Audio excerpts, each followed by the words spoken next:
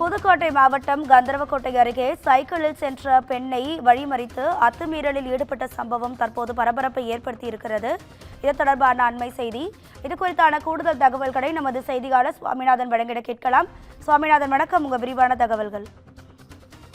கந்தர்வக்கோட்டை அருகே பெண்ணை வழிமறித்து தவறாக நடக்க முயன்றார் மீது தகுந்த நடவடிக்கை எடுக்க கோரி அவர் உறவினர்கள் மற்றும் பொதுமக்கள் சாலை மறியல் போராட்டத்தில் ஈடுபட்டு வராங்க. இது பெரும் பரபரப்பை ஏற்படுத்தியுள்ளது.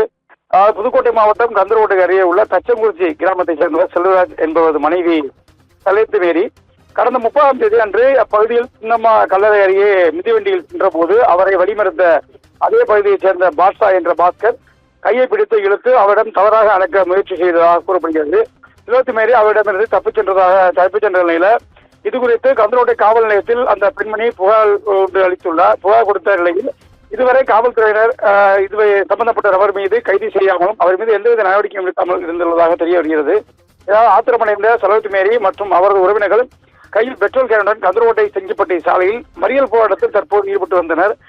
மேலும் அந்த பகுதியில் போக்குவரத்து நெரிசல் ஏற்பட்டதோடு பரபரப்பான சூழ்நிலை ஏற்பட்டது. மேலும் போராட்டத்தில் ஈடுபட்டவர்களோடு காவல்துறையை தொடர்ந்து பேச்சுவார்த்தை நடத்தி வருகின்றனர். மேலும் அப்பகுதியில் காலையிலிருந்து மேகமூட்டம் காணப்பட்ட நிலையில் மழை பெய்து வரக்கூடிய நிலையில மழையையும் பொருட்படுத்தாமல் அவர்கள் தற்பொழுது சாலை மறியல் போராட்டத்தில் ஈடுபட்டு வர்றாங்க.